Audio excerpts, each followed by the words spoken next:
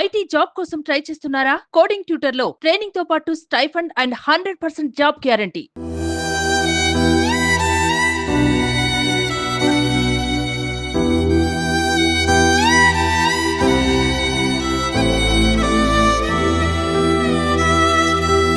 చిన్నప్పటి నుంచి తనకి చదువు అంటే ఇష్టమే బాగా చదువుకునేదా?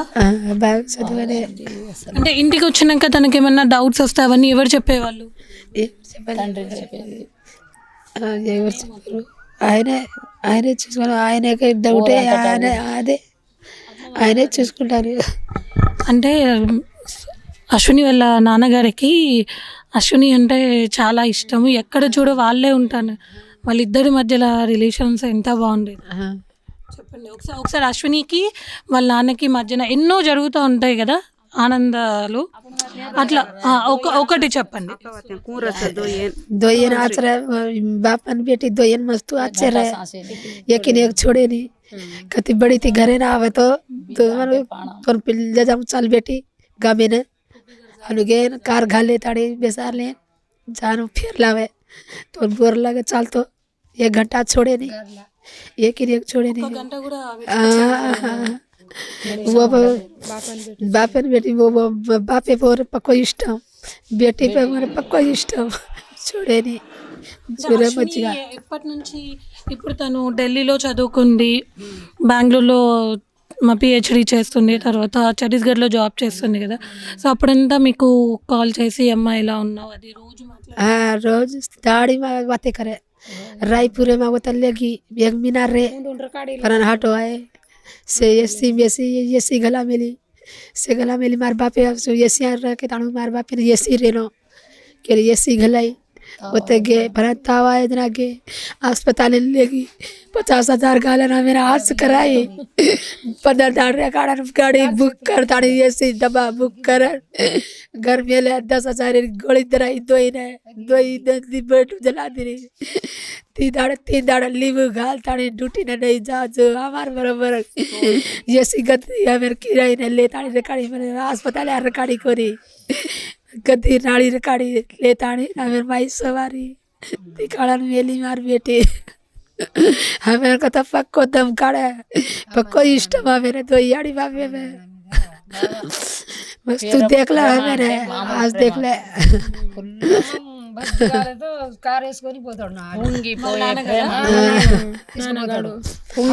పొంగిపోయే ప్రేమ బిడ్డ అంటే తల్లికి బిడ్డ తండ్రికి.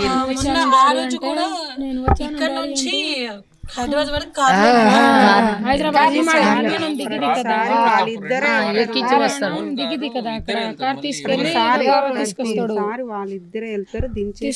ढिलोगन ले जाव कार ढिलोगन वो जीवड़ा थी ले जान बेटी ने जान चढ़ा दे एयरपोर्ट ले जान चढ़ा देना आवे పంపడు. నా బిడ్డ ఇంత స్థాయిలో వచ్చింది ఎవరితో పంపితే ఎట్లా అనేసి ఆయన పోతాడు కాబడినా కూడా ఆడికి నాకు నిద్ర వచ్చిన ఇంకో డ్రైవర్ కావాలన్న పక్కన ఉంచుకుంటాడు కానీ ఆమెని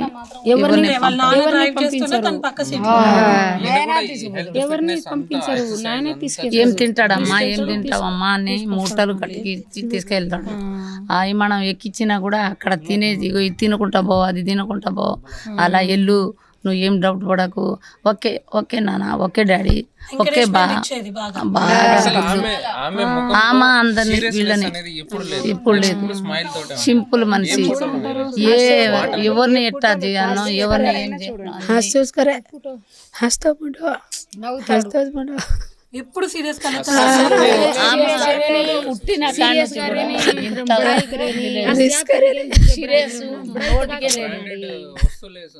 సింపుల్ గా రాయాడి మన బేటి సింపుల్ గా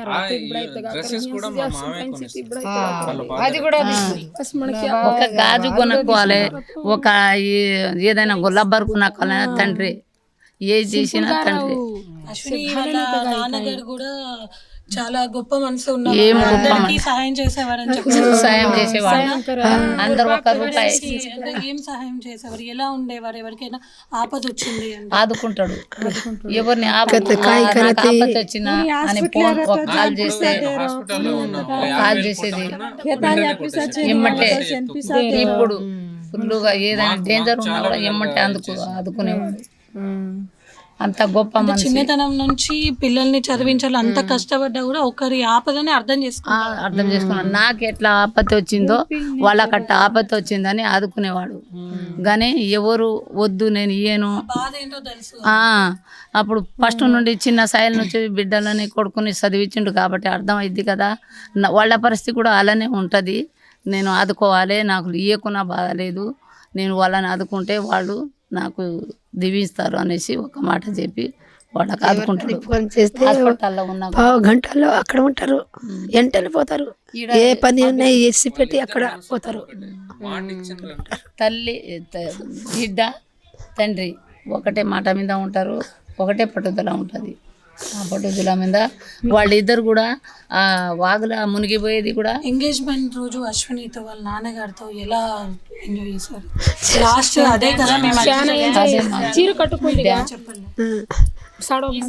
20 చీర ఉన్నది అశ్విని తీసుకొచ్చి వాళ్ళ డాడీ నాకు వద్దు డాడీ, 20 వద్దు, మాది ఒక 400 500 నాకు చాలు, ఈ పాత ఉన్నాయిగా ఇదే చేసుకుంటాం, మాకు కొత్త ఇవ్వద్దు అంటే, కాదు నీకు కావాలి నువ్వు కట్టుకో అమ్మ అని వాళ్ళ డాడీ కొని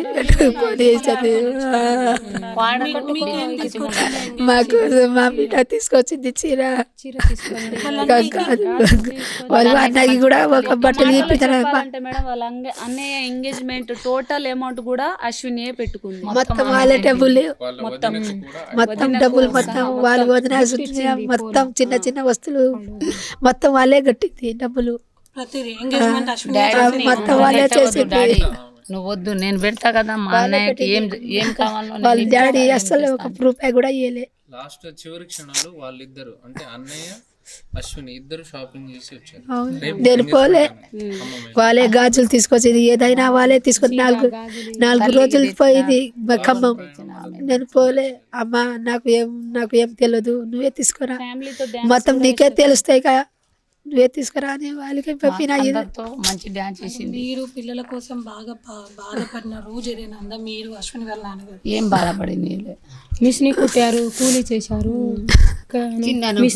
చిన్నప్పుడు మిషని కుట్టి ఒక టైంలో పెసర్ చెన్ల పోయి పెసర్ దువ్వి మా తమ్ముడు ఓడి నింపుకొని దాన్ని కొట్టి గుగ్గిలు వండుకొని తిన్నాడు. మా తమ్ముడు అంత పరిస్థితిలో ఉన్నాడు. ఆ పరిస్థితి వచ్చి ఒక టైంలో మా తమ్ముడు రైలు కింద నేను పడి చస్తా అక్కయ్య అన్నాడు నాతోని. అప్పుడు కూడా నేను వద్దు తమ్ముడా, ఏ దేశం వెళ్ళిపోయి సంకాల ఉయ్యాల వేసుకొని మన పిల్లలం సాది దేవుడు చూస్తాడు కదా, ఏదైనా చదివించి వాళ్ళే పేరు తీస్తారు. కానీ నువ్వు అలా ఏం కాకు, నువ్వు కాకముందు పిల్లలు కాకముందు పెళ్లి చేయకముందు ఈ పని చేసుకోవాలి, ఈ టైంలో ఈ పని చేయవద్దు, నువ్వు మంచిగా హ్యాపీగా ఉంటావు ఆ టైంలో. కానీ నువ్వు ఇలా చేయకుండా ఈ పని చేసుకుంటా మీ పిల్లలని చదివి అని మేము కూడా సలహాలు ఇచ్చినాం. మా తమ్ముడు మా సలహాలు కూడా మా తమ్ముడు విన్నాడు. ఆ మూమెంట్లో కూడా మాకు ఈ టైం మా అక్కయ్య చెప్పింది అని మా తమ్ముడు కూడా పేరు అందరికీ చెప్పుకుంటూ ఉండేవాడు. ఇప్పుడు ఈ టైంలో వచ్చినప్పుడు మా అక్కయ్యని నా బిడ్డకు జాబ్ వస్తే ఆయన సలహాలు ఇచ్చింది మా అక్క అని. మా అక్కయ్యని 1 తులం బంగారం పెట్టాలి నేను అనేసి మాకు కూడా హామీ ఇచ్చాడు. మంచి చీరలు తెచ్చిండు. నా కొడుకు ఎంగేజ్మెంట్కి అత్తయ్య బిడ్డ కోడలు అందరూ మంచిగా చీర కట్టుకొని డ్యాన్స్ చేద్దాం, మంచిగా హ్యాపీగా వెళ్దాం అని మా తమ్ముడు అక్కడ కొబ్బరికాయ కొట్టుకుంటా క్షేమంగా వెళ్ళినాం. ఆడ నుంచి వచ్చి ఈ పని అయ్యి మా బిడ్డ ఆగితే మంచి ఆనందంగా ఉన్నాం, మంచి చేసాం. అంటే మీరు చెప్తున్నారు కదా అశ్విని చాలా సింపుల్గా ఉండేది, ఆడంబరాలు ఉండవు అని. మరి అంటే అంత గోల్డ్ మెడల్, ఒక పిహెచ్డి చేస్తుంది, ఒక ఉన్నత స్థాయిలో ఉంది. ఒక మాటలో చెప్పాలంటే దేశం గర్వించే స్థాయిలో ఉంది. తను ఈరోజు బ్రతికుండే ఎక్కడో ఒక చోట కొంతమంది రైతుల చావైనా ఆగేదేమో. మరి ఇప్పుడు చుట్టుపక్కల ఉన్న వాళ్ళతో ఎలా ఉండేది? తను చాలా మంచిగా ఉండేది, మంచిగా అందరితో మాట్లాడేది, కలకల ఉండేది. అంత మంచి బిడ్డ ఏడ దొరకదని ఊరోళ్ళు మన పక్క చుట్టూ ఏరియా పక్క వాళ్ళు మొత్తం ఈ బుట్టే బిడ్డ కదని అందరి కళ్ళల్లో నీళ్ళు వచ్చి అందరు మొత్తుకుంటా కొట్టుకుంటా అందరూ ఏడ్చేవాడు.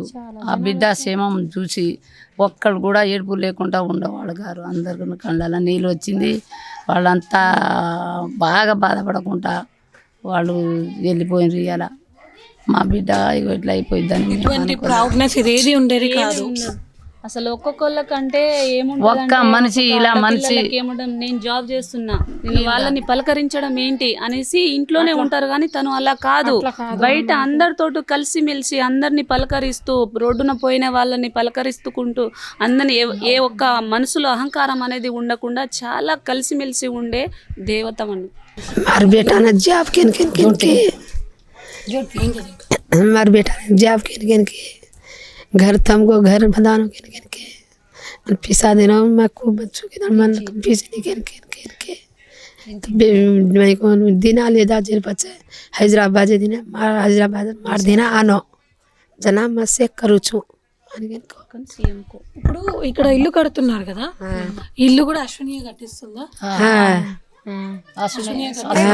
నాన్న చూసుకుంటే చాలు, మేము జస్ట్ స్పాన్సర్లం అక్క అని చెప్పింది నాతో. స్పాన్సర్ అక్క ఇల్లు కట్టించి మనం అందరం ఆఫీసర్లు వస్తారు, మంచి మంచి వాళ్ళు వస్తారు. నాన్న ఇల్లు కులాగొట్టి, చిన్న ఇల్లుని కులాగొట్టి పెద్ద ఇల్లు కట్టుకొని మనం మంచిగా ఉండాలి, తమ్ముడు పెండ్లి నా పెండ్లి ఆనందంగా ఉండాలి, అందరు వస్తారు కదా, ఇలా ఉంటే ఎలా అనేసి బిడ్డ చెప్పిన సలహాలతోనే మా తమ్ముడు మొత్తం కులాగొట్టి ఇదంతా ప్రయత్నం చేసిండు. లేకపోతే బిడ్డ లేకపోతే ఆయన కొద్దిగా నేను అన్నాడు వాడికి, నేను ఈ పని చేయలేనమ్మా, నా వల్ల కాదు, నా కాడ పైసలు లేదు, మీకు చదివి ఇచ్చిన ఇంతే, నేను ఇంత డబ్బు పెట్టాలంటే మీకు నెల నెల జీతం వస్తుంది, ఆ జీతంతో నెలకు వచ్చినప్పుడు బిల్లు ఎట్లా కట్టియాలనేసి అన్నాడు. ఒక లోన్ తీద్దాం, ఒక ఏదో చేద్దాం, కానీ నువ్వు ముందు ఇల్లు కట్టి అనేసి అన్నదప్పుడు మా తమ్ముడు ఈ ఇల్లుని కూలగొట్టిండు. లేకపోతే ఆయన హామీ లేకపోతే సమాధానం చెప్పిందప్పుడు ఆయన కూలగొట్టిండు. లేకపోతే మీరు చెప్తారు కానీ నేను నమ్మను బిడ్డ అన్నాడు అడిగి, కానీ వద్దు ఆయన కూలగొట్టు అన్నది. అప్పుడు మా తమ్ముడు ఈ కూలగొట్టి ఈ పిల్లర్స్ పెట్టిండు.